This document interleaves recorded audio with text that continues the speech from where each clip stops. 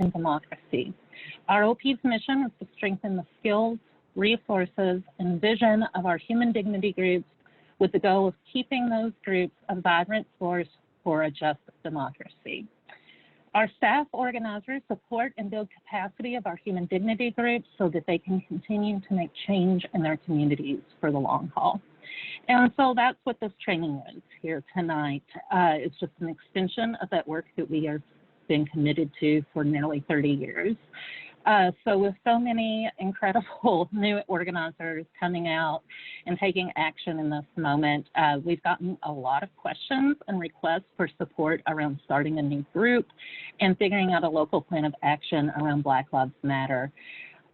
We continue to talk with tons and tons of rural organizers one-on-one to support this work, and it also seems like a number of those requests, though, we're getting about this issue of how do I get started. So we figured out that it was time to dust the organizing for everyone off training, do a few updates for this moment and get it out to everybody. So last week we had a de-escalation training for organizers keeping their communities as safe as possible in the face of armed counter-protesters.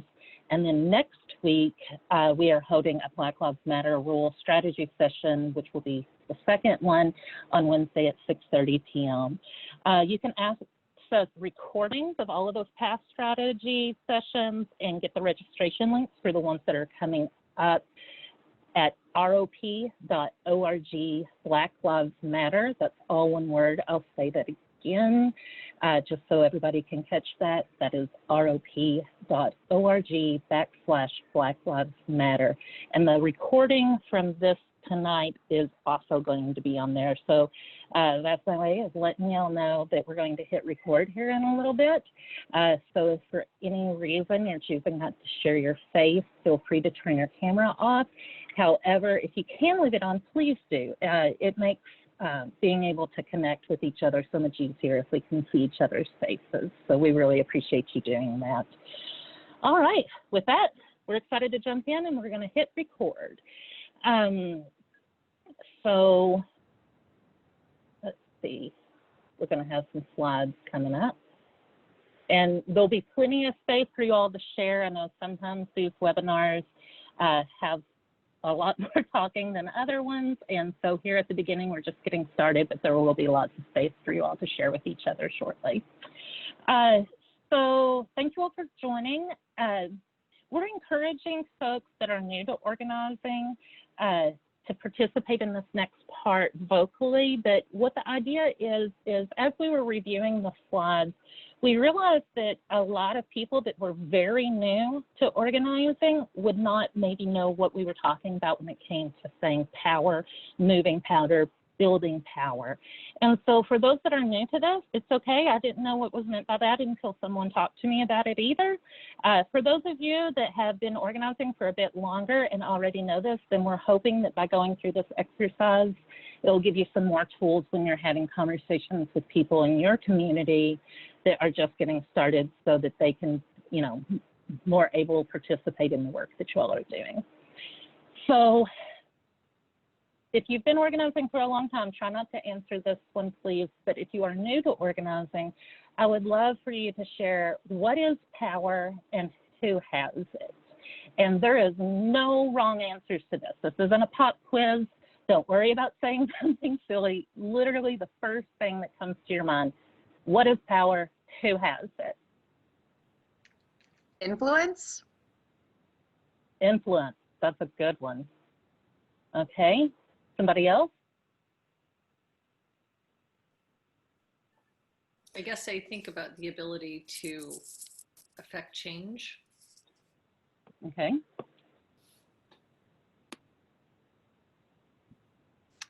I think about who has power?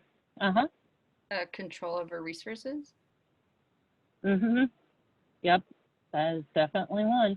Okay, let's take two more. Who is someone in your community that has power?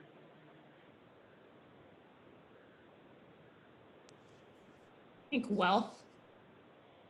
Okay, one more. Who's somebody else or another entity that holds power in your community?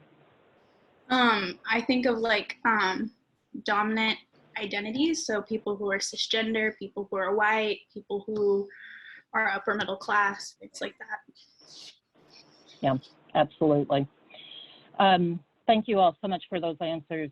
So now we're going to talk about the ability to make changes in our community and what kind of effort and resources it's going to take to do that. When we go to this next slide. So the first one is, so we're going to talk about 3 different levels of interacting with people in our community. So in the first one, we're thinking about our household. These are people that we have direct influence over and that we can get a hold of pretty easy. So for instance, if my roommate and I have a couch and they think that it is better looking beside the door and I think it's better looking by the window, how easy would it be for me to have a conversation with this person, and how much will they care what my opinion is, and I'll have power in that conversation to make a change about the room. So thinking of people like that, can you all shout out a few other people that would fall into that category with you, of people you could have that immediate contact and immediate power with? Close friends and family. Mm-hmm. Neighbors, people that are geographically close to you. Right. And one more. Coworkers. My coworkers. Coworkers. Mm-hmm. So that's pretty introductory, doesn't take a whole lot of work. You can kind of do it by yourself. So the next realm that we're talking about are things that you've chosen to participate in. Nobody's making you do this. It's not anybody that you share a home with or anything. It's usually done in groups. It's something that you just, you know, you hang out with people. So examples I hear a lot of times is like a church choir or a softball league. So what are some things that you participate in that are a chosen group like that?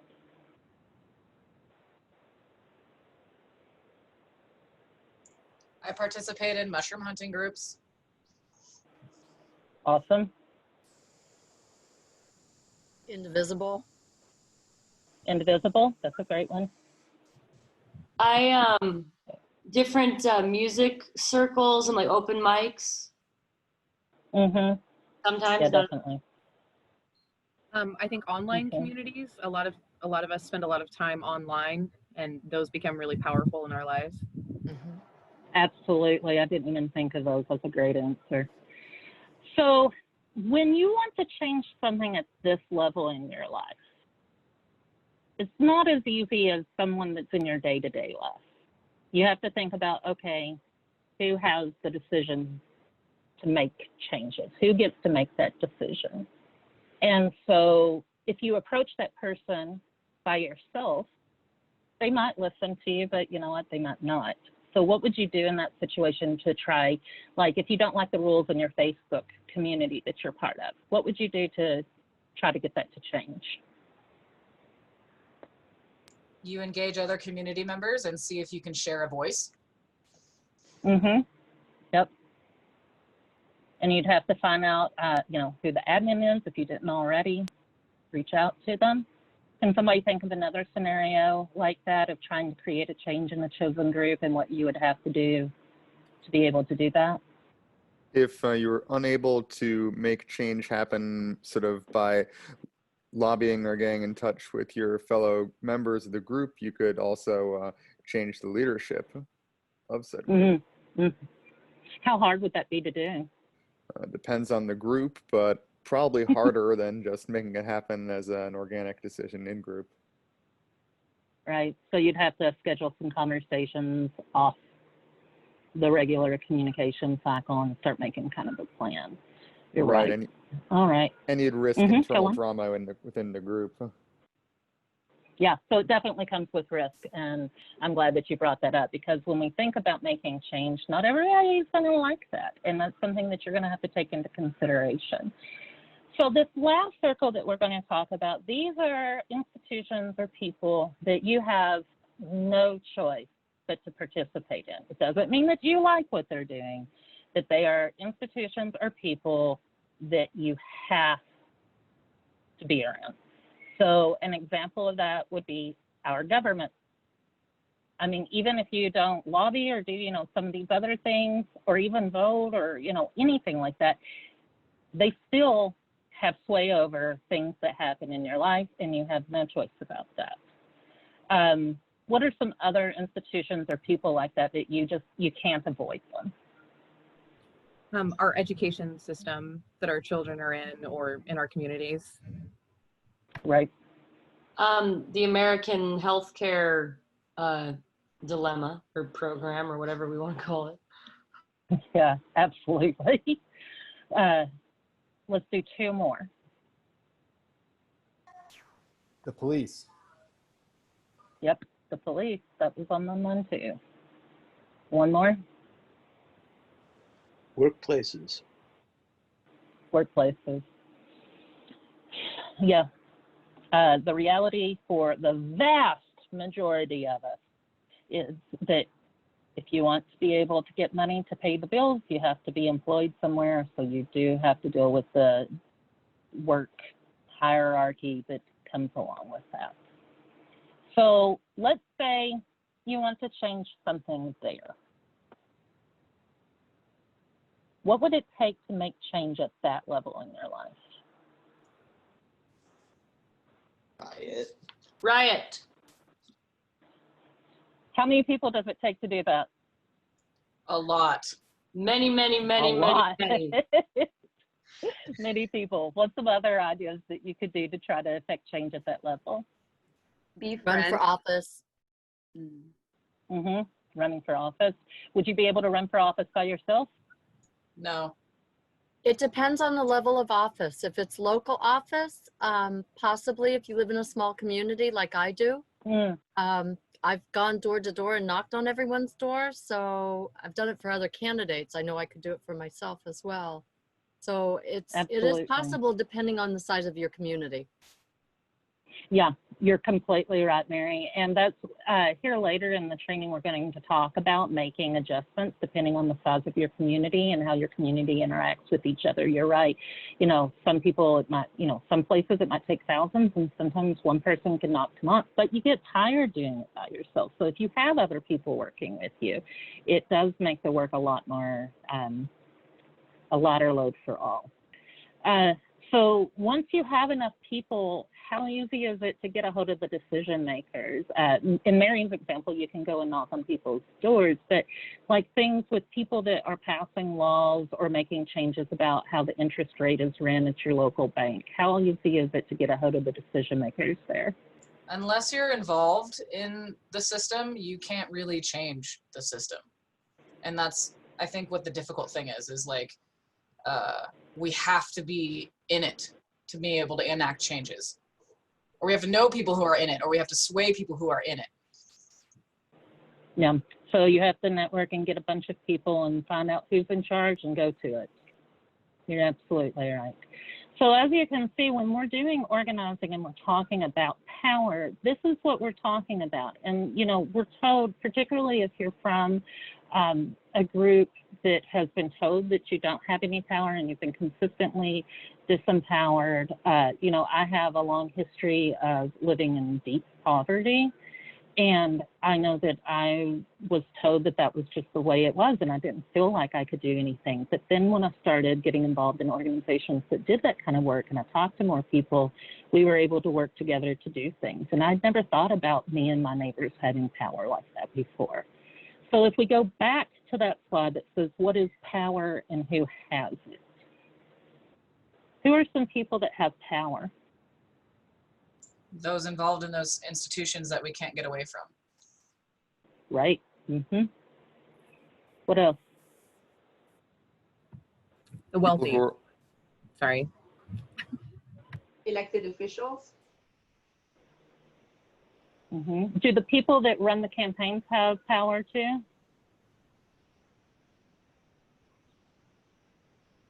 Sometimes more than the elected officials themselves. On the larger stage politics, you see people that are the candidates, if you will, are more figureheads for their handlers' ideologies. Trump is a really perfect microcosm of that with his relationship with Roger Stone. Sorry. Well, and, you know, and that's an example, you know, a lot of those people behave in ways because their base pushed them heavily towards those types of things. And when we talk about power and change, it's important to remember that there's folks on the other side of issues that we care about doing that same kind of thing. So just as those people have had impact on the people telling him what to do, we can do the same thing in choosing who we're going to support as candidates, who we're going to knock on the doors for, and who we're making calls for. Because without that kind of people power behind them, they're just not going to get very far. So I hope that, I apologize. Let me ask people to leave the room. As I said, sometimes kids and pets and different folks come into your life, and that is just where we're at right now. But yeah, so now that we've talked a little bit more about power and how we as people in our communities can join with others to talk to decision makers and create lasting change ourselves, let's go ahead and move on to the rest of the conversation. So people all over the country and the world are taking action in response to the movement for Black Lives, organizing against police brutality and the harm racism brings to our communities, and that's at every level. This is a moment where thousands of people are taking action for racial justice. And the thing is, as we know, this isn't new. So for over decades, people that stand on the other side of these issues from us have been doing things. And so this list here that we have isn't just a list that like me and some other organizers sat down and came up with. These are things that leaders from all over rural Oregon have came and said these are things that we care about and that we're seeing in our community. And so the first one is that the right has intentionally, and we were talking about earlier, Sabbath, you had mentioned about that, about, you know, the people that influence the president. And we have the power to do that with the people that share our vision for America. So the right has intentionally built power in small towns and rural communities across the West. You know, we've seen the political might and control of our local governments happening in response to that. And so I was wondering if someone could share, and this is for anybody on the call, if they've seen this taking place in their own community and what that looks like where you're at. I can't think of a better example than how more counter-protesters showed up to a Black Lives Matter protest. They were all heavily armed and antagonizing us and waving Trump flags draped in American flags. You know, just a big propaganda machine. All right. Anybody else? Thank you for that. In group chats on social media, if you have a opinion that is not quite historically and culturally supportive, go Trump, go red, go Confederate flag, you're immediately dogpiled on. It doesn't matter what your message is or what you're trying to say, it is immediately bogged down. Mm-hmm. Yeah, and their attempt is to make you feel like you're alone in this. But as you can tell from this call, you absolutely aren't. There's many people in rural communities that are fighting for change. So the next one, and I'm sure many, I'm sorry, who was wanting to talk? It's Allison. I was going to say too, closing down or cutting funding, I guess, public institutions, but like newspapers too. You don't have access to local news. You aren't aware of who is doing what. Yeah, absolutely. We've heard that from a lot of people. Local media, they're starting to refer to areas called media deserts, where you can't access local information at all. It's all, you know, brought down from national headquarters and then dispensed outwardly. And that ties in perfectly, Allison, into the next thing that we hear from a lot of people, which is, you know, that lack of funding for public institutions that have created absolute crises into our communities. And so, you know, we had these examples on here like public transportation and public schools and access to mental health care. But yeah, that's definitely included in the list too, an ability to be able to tell your own stories. Can anybody share a way that that has shown up in their community where there isn't public funding for institutions? Yes. in Harney County, the schools go to school only 4 days a week in the public schools. They have a 4-day week. And one of the main reasons I think they claim in Eastern Oregon is so that they can all do their sports on Fridays because they have to travel. But as a result, you know, I think it's a vicious cycle. The sports are the only thing that count in the school. And recently there was a what do you call it, the ballot question for the county in May for a bond. And it wasn't that big of a, you know, I can't remember what the percentage was, but, you know, they voted it down by a wide margin. There is no interest. And I think, I really think it's gotten to the point where, you know, they've had, you know, schools have been defunded and the teachers are being berated, and not individually, but overall, you know, blamed for all sorts of things. And then when you hear about funding schools, increasing funding for schools, it's seen as a leftist thing, and so you vote against it. So, yeah, that has been perfect, Isabel. I'm so glad that you brought that up, because the next one that people talk about are the elections, because when we're thinking about change, it's important to change the things as they're coming, but also thinking long-term strategy. So elections is just one example. You know, if you want to have your school board making better decisions for your school, you could work together as a group to be able to get better people into those positions. And you can build relationships with folks and build a whole base around just that issue alone. Now that I wanted us to take a moment and think about those things together, because when we talk about organizing, sometimes people can, it's just all of these, you do this and then you do this and then this will happen, and there's no context of why we're doing it. What are we fighting for? And we're fighting to be able to tell our own stories. We're fighting to be able to have good schools for our children to go to. We're fighting to have safety in our own communities and not be afraid of how the police and other people that are supposed to be there to serve us are going to treat us.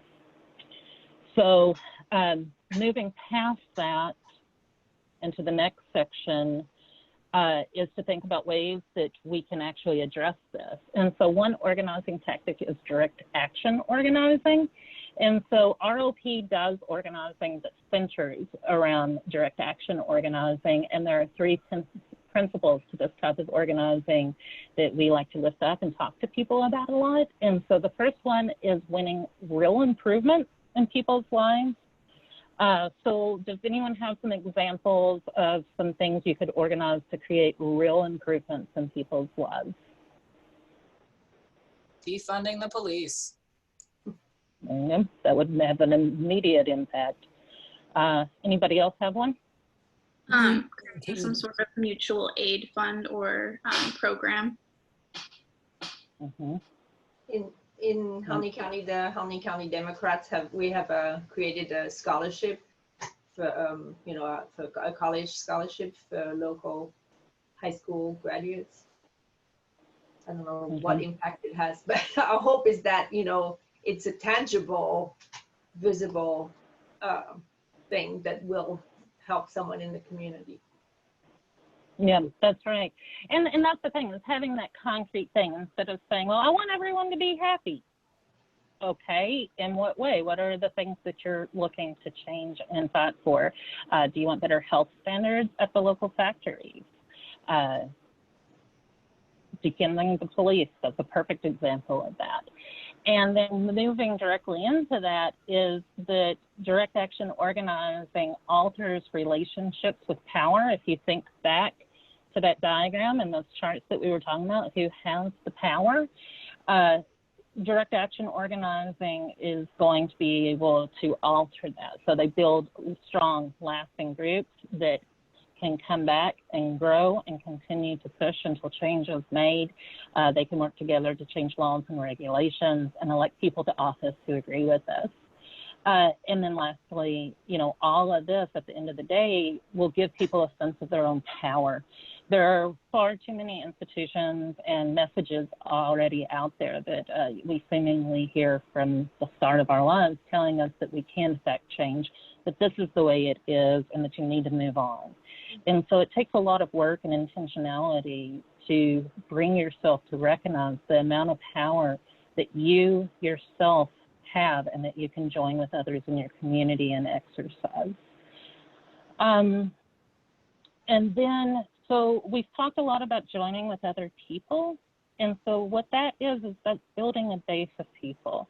And I'm going to talk a little bit about what that would take to do that and why it's so important to work with other people to shift that power. So a base allows us to have a power collective voice that gets results and will make that meaningful change for our communities. It also creates protection from retribution and distributes the work and the risk. So like earlier when we were talking about door knocking, how many people can one person reach versus 2 people knocking on doors versus 10 people knocking on doors? It gets much bigger quite fast. And then it also, when you're thinking about that and thinking about your work, you can think about how many people you would need to effectively do these things that you want to work with. So you can think of like a high number when you're working with your group and making plans of, you know, if everything comes along and we get our best number possible, then I want X number of people to join in our group and in our action. And then think of a low end number of we can do what we want to do with this many people and no fewer. And that number is going to be very different depending on where you're at. So I'm from a town of 200 people. Just the people in my house could join together probably and form a group together. Whereas if you live in a much larger place with several, you know, thousands or tens of thousands of people, you're going to need quite a few more. And the thing is you want to feel relatively free from retribution. You know, we're seeking results, not martyrs. So there is going to be risk with organizing, but you can't just do it by yourself day after day. We're in this together, and it's important for us to pull other folks into the work with us. So does anybody, when you're thinking about the work that you're wanting to do in your community, does anybody have a number that comes to your mind of how many people you would need to be able to accomplish what you're aiming at? Well, right now, a group in my community in Columbia County is seeking to recall a school board member who has posted some really racist, sexist, bigoted things on his public social medias. And the number of signatures required on that recall ballot would be 1,200. And so that is a percentage of the people that voted in the election that elected him. So that's kind of a number that we're working with.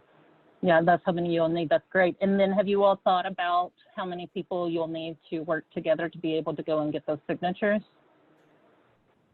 That is kind of what we're talking about right now. And that's a great conversation. And I wanted to say, you know, if you don't have these numbers yet, that makes total sense. It takes work to do that, and you have to kind of take into consideration a lot of the pieces that are individual to your community. The numbers in a small town aren't going to look the same as in a big town, and it also takes into consideration what you're trying to accomplish. So if you are wanting help with that and would like to talk to somebody and kind of work through, okay, we're trying to get 12,000 signatures. How many people are we going to have to do this petition and get it done in the amount of time? Me or the other organizers with ROP would be really happy to have that conversation with you. And you can reach out to us at info@rop.org to get more information about that, or go onto our website and look at staff and email one of us directly. And we would love to help you come up with that number, because most people wouldn't be able to come up with that number just like that. Awesome, thank you so much. Be able to. Yeah, so absolutely. We're working in Clatsop County to change a lot of the things that are here, and there are probably 20 of us. Clatsop County has a population of about 40,000. And 20 doesn't sound like a lot, but it's 20 highly motivated people who have a lot of energy, and we are making a difference. We're making our voice heard across the country even. So I think, you know, it doesn't have to be a really huge number, but you have to have passion. Yes. And that's the It helps if you have somebody who's really organized too. Yeah, and that talks about the different roles people have in a group. And Emma, who's another organizer with ROP, is going to be talking more about human dignity groups and the different roles people take later in this training. So that's the perfect transition, Mary Beth, that, you know, you might need, say, 1,000 people to do something, but having a core of 20 people that are really passionate in doing that work is really going to be able to make you all way more effective. So when you start thinking about who is going to be the core group of people that we're working with, those are the people that are going to be dedicated, showing up, making the plans, running the agenda. No one person should be doing it all, but these are the people that have the time and the commitment to really dig in there and work on the plans together. So you can start by saying, okay, who do you already know? And who do they know? So for instance, I might be like, okay, so I could get my sister-in-law and my neighbor and 2 ladies down at the recreation center that I go to. Great, that's a good start. Who are the people that the ladies at the recreation center know that you have no idea who they are? Ask them. Say, you know, Teresa, I was wondering, you know, are there people that would be interested in this that maybe I don't know? Could you invite them to our next meeting? And so that'll start growing from there. Another group of people that you could start pulling your core from is like, who should care and how do you find them? So for instance, if you have realized that in your community, there's no public parks except for the one in the downtown area that your city has invested money in. And there's all of these families that are living on the other side and they have no public spaces. Well, those people have an invested interest in what's happening in their community, just like you do, and you can work together to be able to start doing this.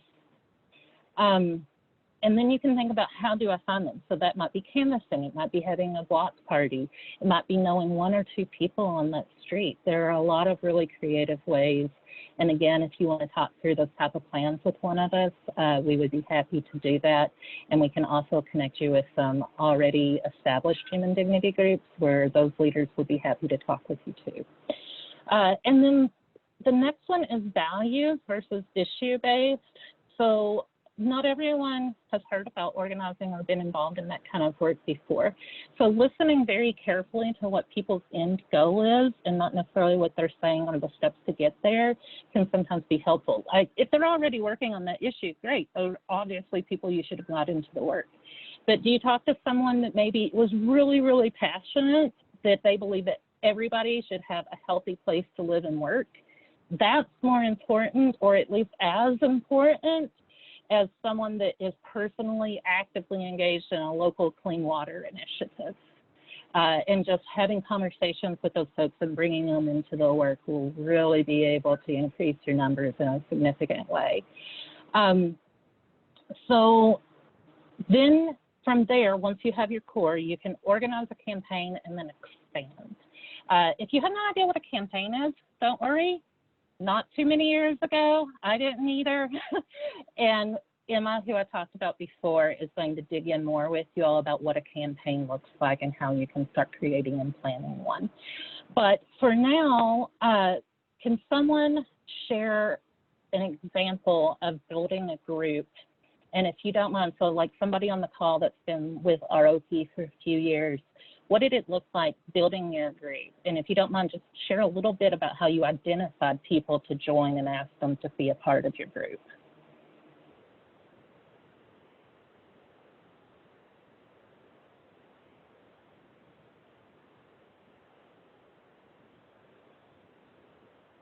Is there anybody on that's been organizing for a while that would like to share that story?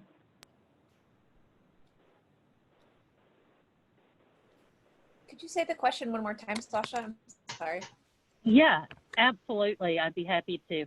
So to give people a real example within the ROP network, what did it look like when you started your group? And how did you identify people to join with you?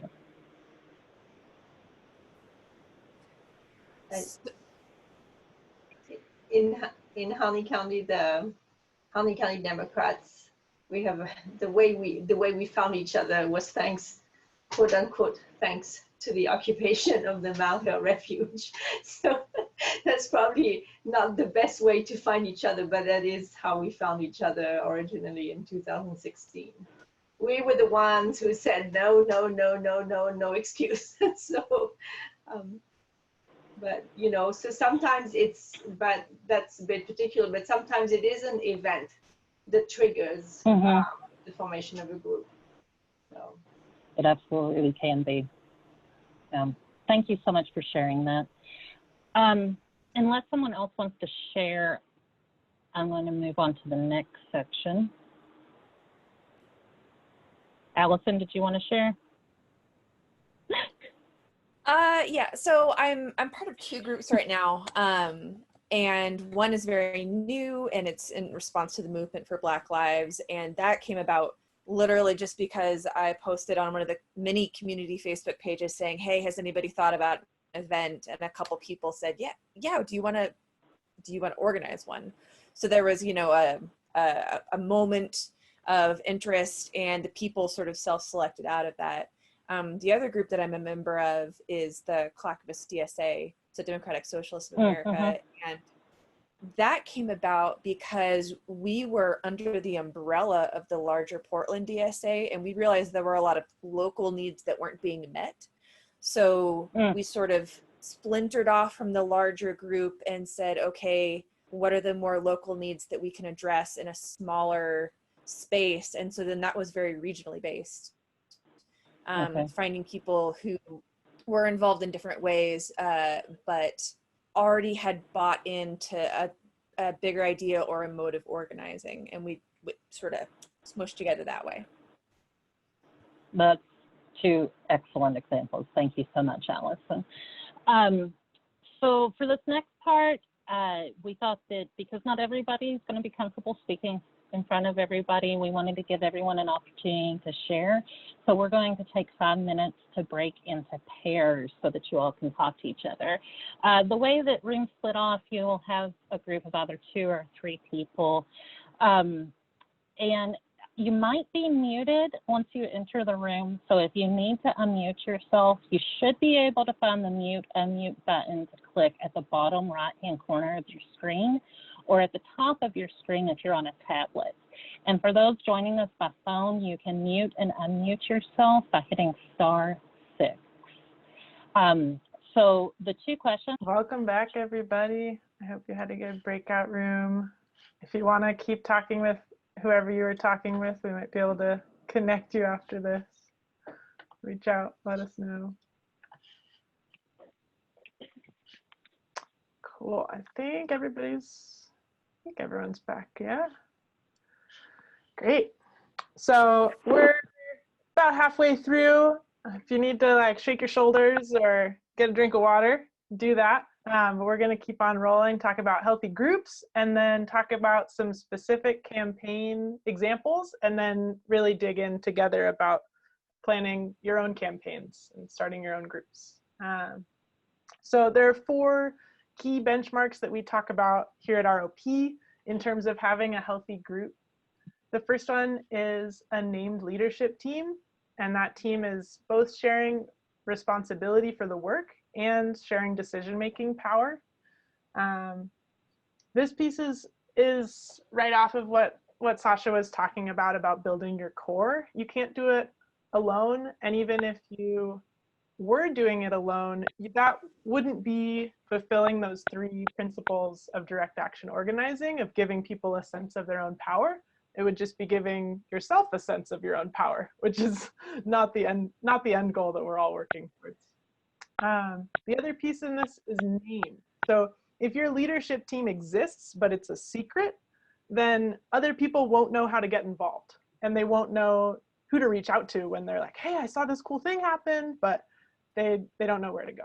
So named is an important part of that too.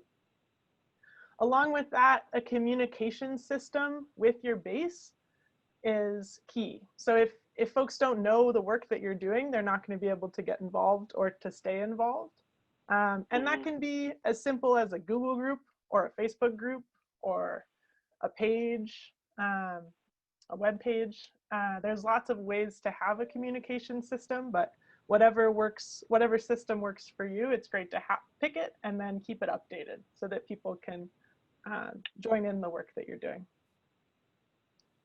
A database is the third one. And this can be overlapping with your communication system if you have, say, like an email list that you're using.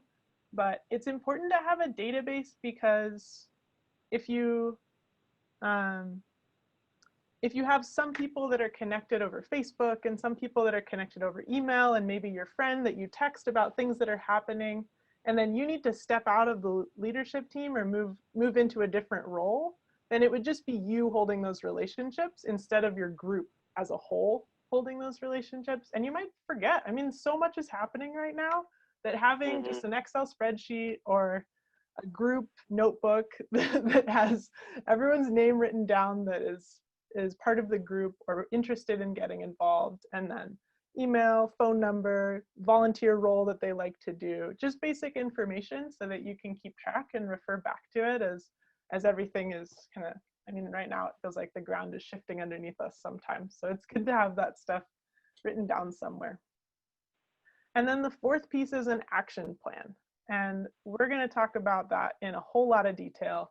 But it's important to have a plan of action that you're working towards, because otherwise you might have meetings and it might be a good way to stay connected with your friends, but we're not actually moving towards those bigger goals or that world that we want to see if we don't have a plan of action around the work that we're doing. Can you go to the next slide, Paige? Thanks. Our behind the scenes whiz over here. So in terms of group roles, when you have a named leadership team, it's really helpful to divvy out who's taking on what so that pieces don't fall through the cracks. In groups that you all have been a part of, whether they're organizing related or completely not, what are some different roles that people have played or that you have played?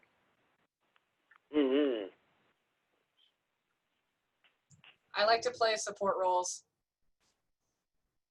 So what's one of those support roles that you've played? I'm sitting here taking notes presently, so that's a support role.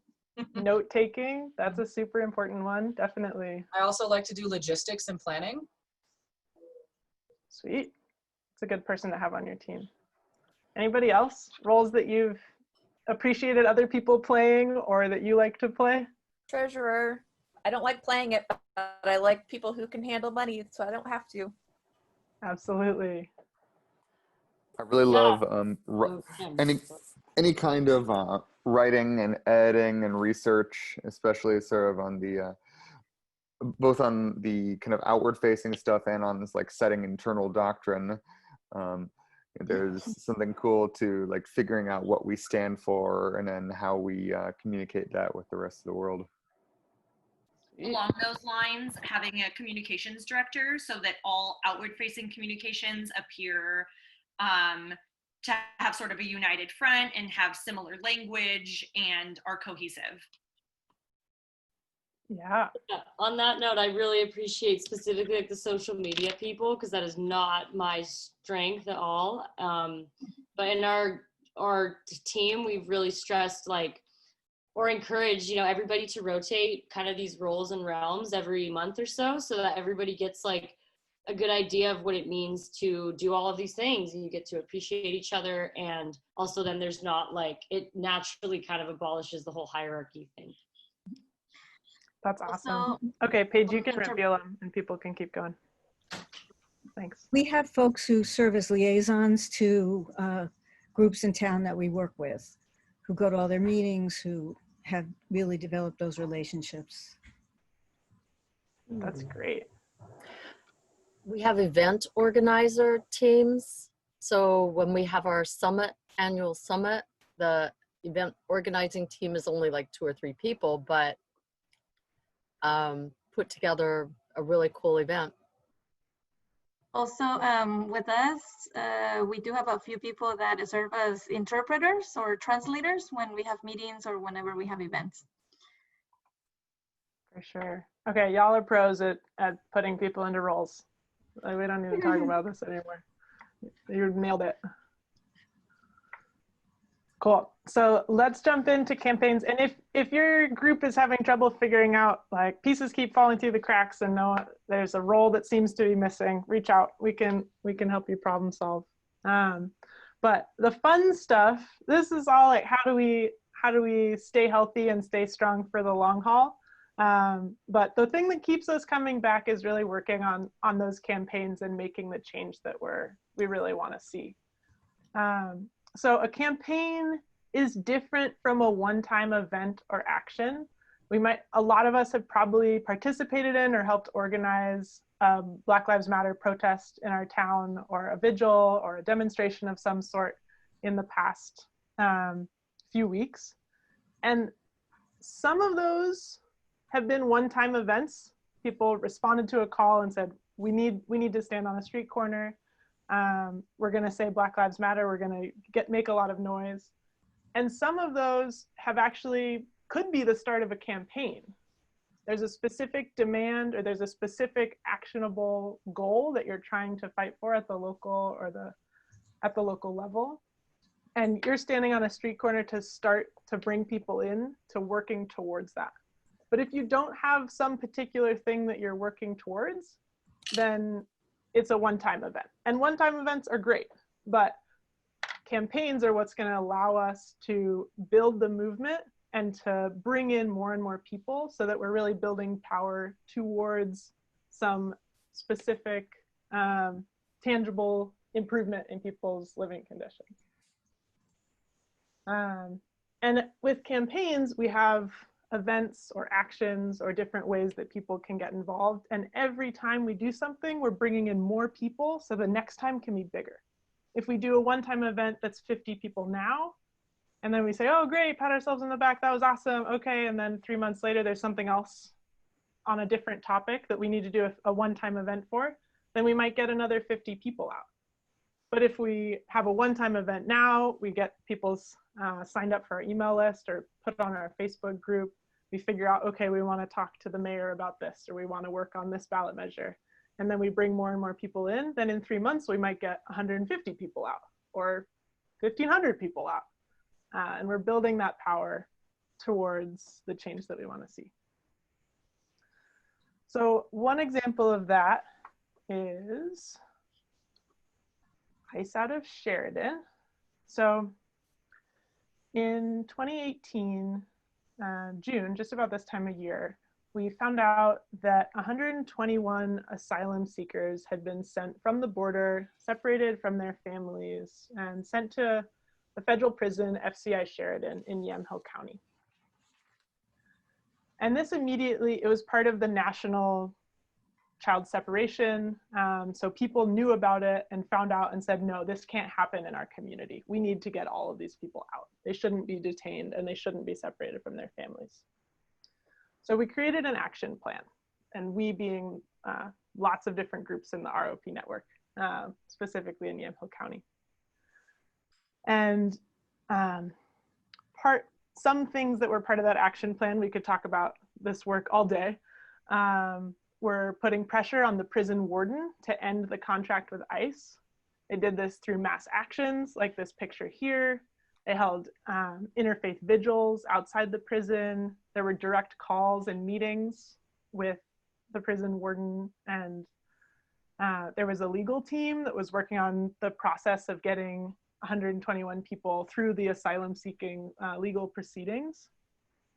There was a respite network of people that were ready to pick asylum seekers up when they were released from FCI Sheridan and get people a change of clothes, a place to sleep for the night, a phone to call their family, or a bus ticket to wherever they needed to go. All these different pieces contributed to winning that goal of 121 people being released. And that was a lot to handle, a lot to manage and organize. So there was a leadership team called ICE out of Sheridan, great self-explanatory name, that pulled together people who could lead the mass actions, who could lead the community pressure, who could lead the legal side of things, and who could lead the respite network. And then together, that leadership team was making sure that all those different moving pieces were coordinated and working together smoothly. And this really, I mean, on day one, and we have a Rural Roots Rising podcast episode about this, where Navneet speaks very clear, like she does an amazing job of telling this story. But she went up to the prison by herself and just drove up and said, hey, I'm here to see the asylum seekers who are inside. And the guards just laughed at her, like, what are you talking about? We can't let you in, this is a prison. But 6 months later, out of all of this work and building this community pressure, every single one of those asylum seekers was out of prison and they were in the community. So that's, I'm seeing some cheers from, it was an amazing, amazing victory. I'll give you one more example and then we're gonna dive in. So be thinking about your campaign and what this might look like on the ground. More recently, just in the past few months, workers started getting sick at a Tyson meatpacking plant from COVID-19. And Tyson wasn't doing anything to protect the workers or even inform them of the risks involved with coming to work. They weren't telling them that other people were testing positive at the plant and weren't telling people what rights they had in terms of getting unemployment or advocating for workers' protections, anything like that. And so this leadership team, and really it was like the core, as Sasha talked about it, started talking like, okay, we have to do something. There were workers that had these conversations, friends and family of workers were part of these conversations. And they realized that if they didn't do it, nobody else would. So they started a group called Friends of Tyson Workers, again, a very self-explanatory name, and broke out some specific roles. There were people that talked to the media to get the message out that this was happening. There was somebody that took over having conversations with local elected officials, and then that didn't go anywhere, so they started talking to state elected officials and then federal elected officials. There was someone that focused on meeting the basic needs of the workers who were sick. And so they were helping people file unemployment claims and helping people advocate for themselves when their supervisors were trying to get them to come back to work even though they were still sick. And at that point, the specific winnable goal was to close the plant down for 2 weeks and institute the CDC recommendations for workplace safety. So the CDC had recommended things that Tyson should do, but Tyson wasn't listening because it was merely a recommendation. And so they created this action plan to get these demands won. Conversations with local decision makers was the first thing, but that didn't work. So they started a Facebook group, or a Facebook page, excuse me. They circulated a petition that got something like 5,000 signatures among local community members in just a few weeks. And then they followed up with those community members who signed the petition and said, hey, you really need to call your local elected officials to tell them that you're not happy with this. And they worked their way up the chain of command. So they talked to the Tyson supervisors, that didn't work. They talked to the public health department, that wasn't enough. They talked to the county commission, that didn't work. Tried to talk to Governor Jay Inslee, this is just across the border in Washington, and didn't hear anything back. So they reached out to Washington State Senator, or federal senators, what do you call them? US senators, excuse me. And that put enough pressure with the petition and talking to the US senators. They actually won a 2-day closure and Tyson tested everybody in the plant. But then sent them right back to work. So the demand was close the plant for 2 weeks and institute CDC recommendations. But And Tyson responded. They built enough power for Tyson to do something, which was close the plant for 2 days, but not enough to actually win what they were working for. So they had to kind of go back to the drawing board and figure out, okay, what do we need to build for now? How do we build more power than we already have? And this picture is one of the ways that they did that. Workers held vigil for the 3 workers who have died from COVID-19 at the plant. Those are their photos there. And that brought in more people who were workers and maybe didn't know that there was organizing going on. They started doing more outreach and collecting, getting more people specifically at the plant to work together so that they can put pressure from inside the building. There's some academics that are getting ready to publish a study on working conditions inside.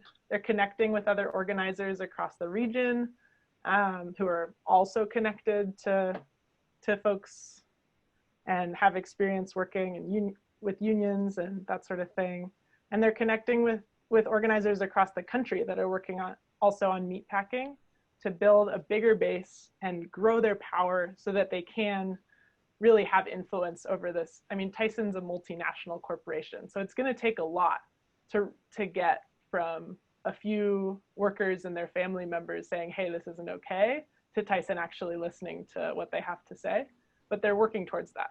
And we've already seen some of the fruits of that labor.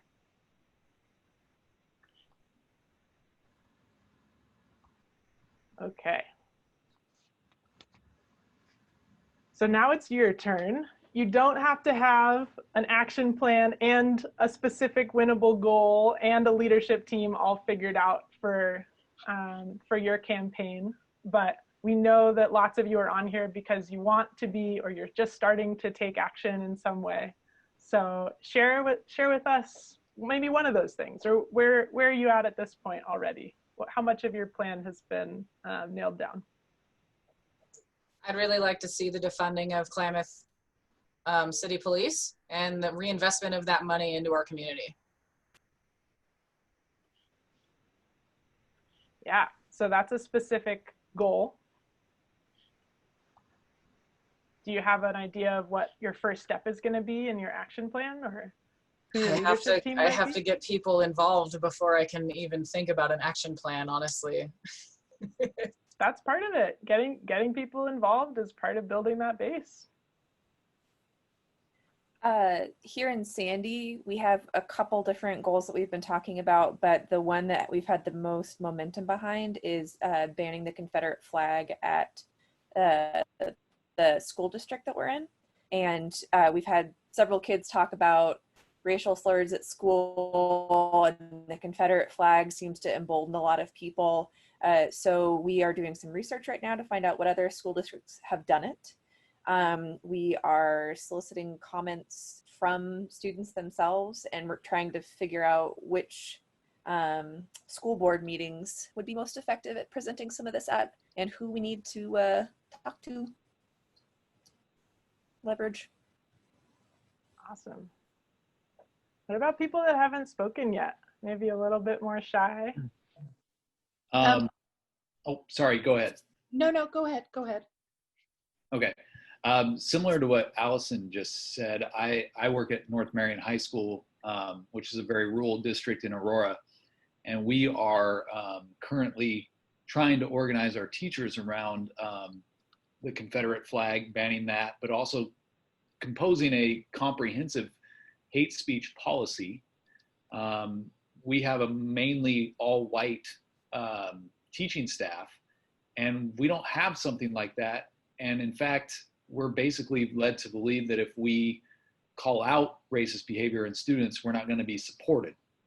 And so we're currently in the process of appealing to our school board to get an actual hate speech policy put in place, and also ask our school board why they're not making a statement and committing to any actions at the moment when other schools are doing so. So that's currently what we're doing, and our student leadership is trying to get involved in that as well. So we're in a very similar place to what Allison just talked about. That's great.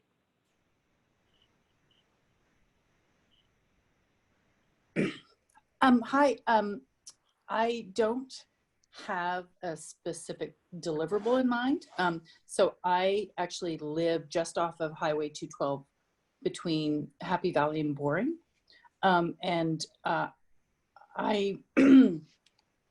want to just become more involved. And my sort of initial idea is just trying to find like-minded people and stand on the side of the highway and wave signs. Just, you know, my husband and I would go into Portland for events. And what I want to do is find like-minded people out here to build a base. There was a very well-attended event in Happy Valley a few weeks ago, which was really amazing because I just don't think of it sort of being outside of the city center. So I'm kind of thinking, you know, every day from 4 to 5, or, you know, just standing on the side of the highway and being present and just seeing kind of where that goes. So I don't have a specific goal, but I kind of know how I want to start and find other people. So I guess my next is like, can I jump into Facebook or Nextdoor and try and find people without losing my mind? Yeah, I mean, with Friends of Tyson Workers, it was a similar idea. Like, we know something's wrong and we know who we've got on our side, and we're going to get together and figure out what that thing that we're fighting for specifically is. But there's no one thing that needs to come before other things. So I love that example. I want to share our story. I'm from St. Helens, and about 2 weeks ago, some high schoolers wanted to have a Black Lives Matter march. And so they had went to put it on and then had so many threats that they backed out.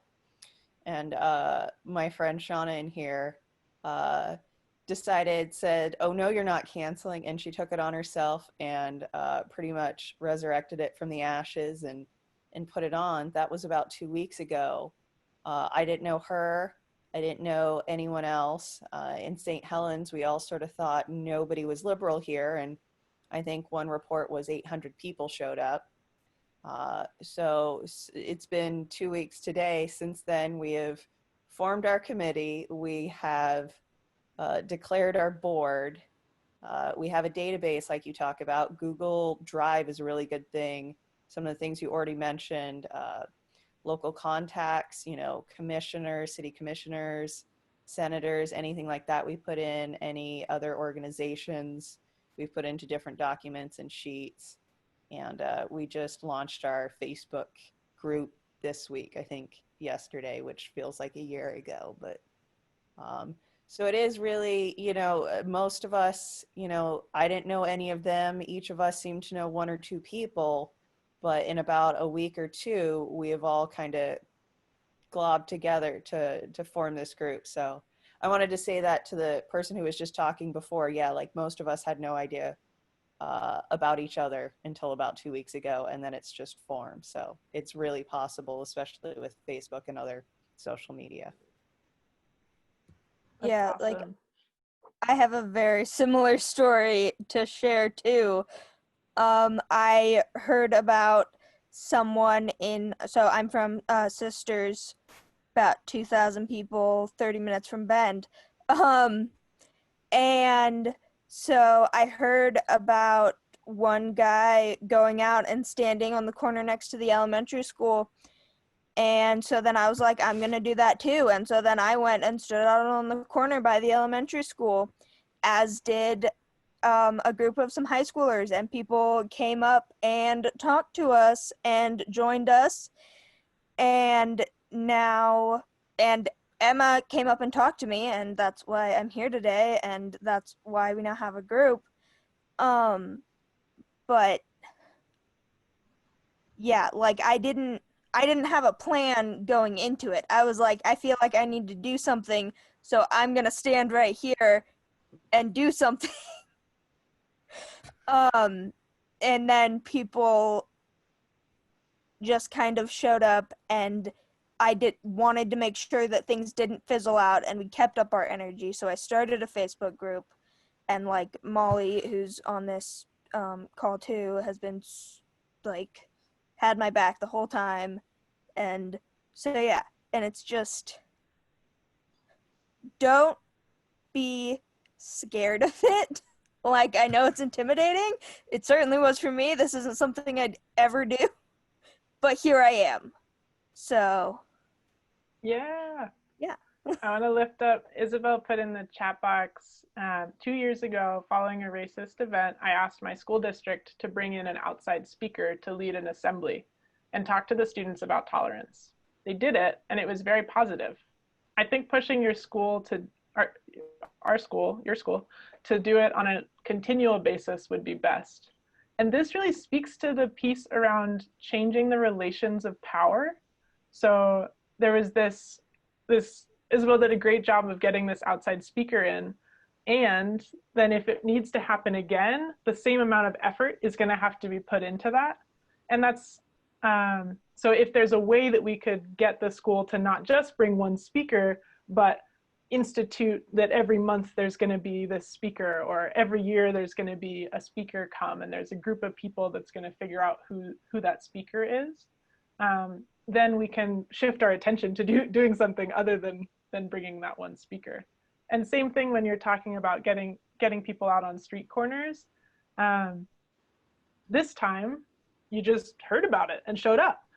And then that process of building a group is going to make it easier to get more people out the next time that people need to be out in the streets. Or as the group in Sisters is doing, they're creating a schedule so that there's going to be somebody on the street every single day of the week, or we'll see how far that goes. And like every Saturday, like last Saturday, there were 90 people in our 2,000 person town standing next to the highway holding signs. So like, yeah, stuff is happening. Who else? You have a completely different example? Or does anybody have like an action plan, but they don't know what their goal is? Or they have a leadership team, but they don't know what their action plan is? I just wanted to say real quick that one of the most important things that I've learned is that if there's no evidence it happened, it didn't happen. So pictures, you know, posting photos and sharing that information. So share it to ROP, share it to, you know, share, because the image is that everything happens in the big city, like you're saying, you know, and we're not all in the big city. I live in Florence, and little town of 8,000 people have had 5 rallies in 11 days, just sort of organically happening. So, but sharing that information shows other people that yes, in fact, they can do it too, as we're hearing here today. So take pictures, post, get the word out beyond your own circles, so that people can see that it is really happening all over the state of Oregon. Can I say something? I think an important part of forming a more formal group than just having spur of the more organically organized events is that you can start doing things like writing resolutions, for example, and then you go to your county commission or county court meeting each month, and one representative of your group goes and says, and you know, you formally present the resolution to the county commission or the county court, and that becomes part of the record. So even if they never adopted, it is part of the record. And then if you have one person from your group going to your school board meetings, county court meetings, you know, whatever your issue is, if there is something to do with law enforcement, you show up at the meeting, and when you talk at that meeting, you say, I am with, and you name your group, and that has much more power than individuals. You know, like me going to the school and telling the school to get someone in, that was a one-time thing, but it doesn't have as big an impact as if it is a group, an organization in your community who formally participate in in various levels, at various levels of the process by attending meetings, even if you're not an elected official. Yeah, sometimes even if your group has like 3 or 4 people in it, having a group name can make you seem more formidable. Like if you're one person posting on Facebook, like it can be easier for people. This is the retribution that Sasha was talking about. It can be easier to be like, oh, you're just the only one in the county that thinks that way. But it's like, no, me and my group. And maybe they don't know how big your group is, but you have a group. It's very true on that note. We have like a lot of times I'll just sign a letter like from our, the name of our organization, Decriminalize Nature, rather than even with my own name. It kind of depends on the thing, but sometimes it's nice to just refer to ourselves as like we the collective. And it just shows that like, this isn't an individual endeavor. Like this is kind of we are one, and there's a lot of power in that.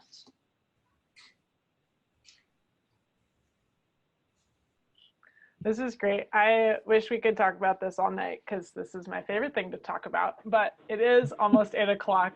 And so please do, I'm going to hand it over to Sasha, but please continue the conversation. Please keep reaching out to us. We want to have these conversations one-on-one, and we want to come to your group meetings and help you figure stuff out when things are feeling hard. Reach out. With that, I'll pass it over. Absolutely.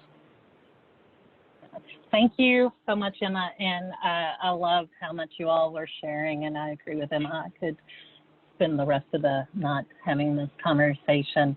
I'm really excited to hear how some of these things come up, like the defunding the Clemens police, banning Confederate flags, teachers working to get hate speech policy at their school. That's really great work, and I know that there's a lot of people that had other work that they just weren't able to share about tonight. So if you need any resources around that, please talk to us. I also wanted to reflect back on something when Emma was talking about ICE out of Sheridan. She mentioned our podcast around that. So those that may not know about it, we have a monthly radio show and podcast that looks up local rural stories using, the voices from actual rural Oregonians. And so that one that Navneet did with ICE out of Sheridan is just phenomenal. Please go listen to it. You can go to ruralrootsrising.org. And our new episode, Black Lives Matter, Voices of Rural Oregon, just came out today, actually. So you can go to that same website, ruralrootsrising.org, to be able to do that. And then please reach out to get help forming a group, joining RLP's multiracial network, forming a plan of action, starting a human dignity group, or any other questions that you might have. Before we get off, I also want to let you know that you can access all of these things, these toolkits that we've been talking about, by going to our website. And you can find the Organizing for Everyone materials at rop.org. And when you go there, you'll have a tab at the top that says Our Work. And if you click on that, you can click on a tab that says Fostering Strong and Healthy Groups, and you'll find materials like we used tonight and some other ones. Before we get off here, I want to just list up one more thing before. We're going to be sending out a recording, a list about the upcoming strategy sessions, which, a reminder, June the 24th at 6:30 p.m. We will have part 2 of Black Lives Matter Rural Strategy session. But also, I just wanted to share that, we love doing this work. We spend a lot of time doing this work. We make sure that this work is accessible and free for our strategy sessions. And even if we do occasionally charge for things, we always make sure that there are options, that if that is a hardship on you, you don't have to have that be an obstacle to participating and learning and being part of the community. So if you feel led to do so, please go to rop.org/donate and donate whatever you feel comfortable and feel like is a good amount for yourself, because it does take a lot of work to do this stuff, but we really, really want to get it into the hands of people that are going to use it to do powerful organizing. Thank you all What a great night.